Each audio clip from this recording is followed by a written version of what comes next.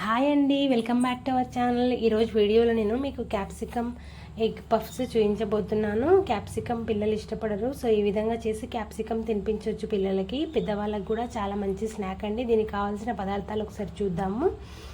సన్నగా తరిగిన onions 1 cup, సన్నగా తరిగిన పచ్చిమిర్చి తగినన్ని, క్యాప్సికమ్ 5, ఎగ్స్ 5, ధనియా పౌడర్ కొద్దిగా, మిరియాల పొడి కొద్దిగా, ఉప్పు తగినంత, పసుపు కొద్దిగా, కారం. ఆల్రెడీ పచ్చిమిర్చి తీసుకున్నాం కాబట్టి కొద్దిగా తీసుకోవాలి.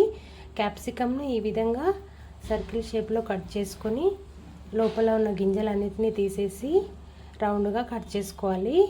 సో కొన్ని సరిగా కట్ అవ్వకపోయినా యూస్ చేసుకోవచ్చు.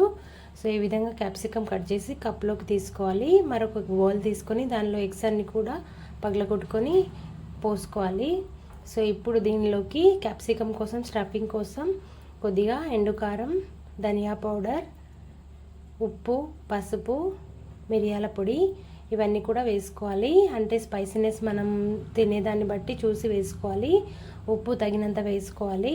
సో ఈ విధంగా దాన్ని బాగా బ్లెండ్ చేసుకోవాలి. బ్లెండర్ ఉంటే బ్లెండర్తో బ్లెండ్ చేసుకోండి. నా దగ్గర బ్లెండర్ లేదు, అందుకే నేను స్పూన్తో బ్లెండ్ చేస్తున్నాను.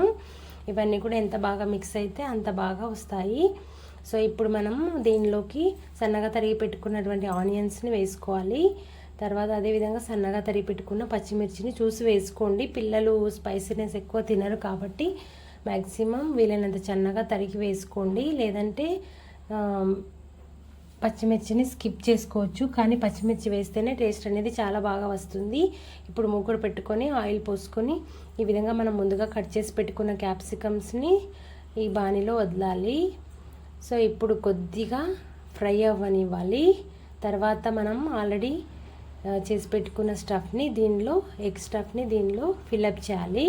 సో పోసేటప్పుడు కొద్దిగా లిక్విడ్ ఫామ్లో ఉంటుంది మనకి ఎగ్ కాబట్టి సైడ్లోకి వస్తుంది.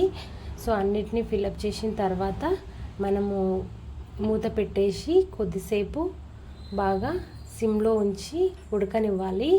సో ఈ లోపల మనం కొద్దిగా ఉడికి ఉంటుంది కాబట్టి మనం సైడ్లు కట్ చేసుకొని ఈ విధంగా వాటిపైన కొద్దిగా ఉంచుకోవచ్చు. కొద్దిగా సైడ్లకు వచ్చినా పర్వాలేదు, టేస్ట్ చాలా బాగుంటుంది. సో ఇప్పుడు మళ్ళీ వీటన్నిటిని కూడా మనం టర్న్ చేసుకోవాలి. ఒక 5 మినిట్స్ తర్వాత టర్న్ చేసుకోవాలి.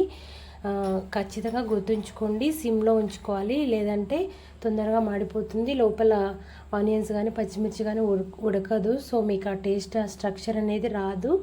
కాబట్టి ఖచ్చితంగా ఫ్లేమ్ని సిమ్లో ఉంచుకోవడానికి ట్రై చేయండి, లేదంటే మీడియం ఫ్లేమ్లో ఉంచుకోండి ఒకవేళ మీకు తొందరగా కావాలంటే.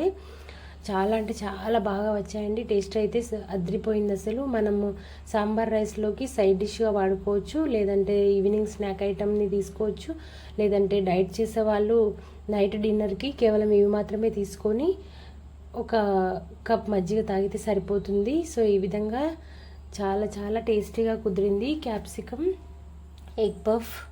సో మీరు కూడా తప్పకుండా ట్రై చేయండి. మీకు ఎలా కుదిరిందో కామెంట్ బాక్స్లో కామెంట్ చేయండి. సో మీకు నచ్చితే కనుక లైక్ చేయండి, షేర్ చేయండి, సబ్స్క్రైబ్ చేసుకోండి మన ఛానల్ని. ఇంకా మరిన్ని వీడియోస్ కోసం మీకు ఎలాంటి డిషెస్ కావాలనేది నేను ట్రై చేసి డిఫరెంట్గా చూపించడానికి ట్రై చేస్తాను. చూడండి, ఈ విధంగా మనం ఫైనల్లీ సర్వింగ్ ప్లేట్లోకి తీసుకొని సర్వ్ చేసుకో. Thanks for watching. బాయ్ అండి.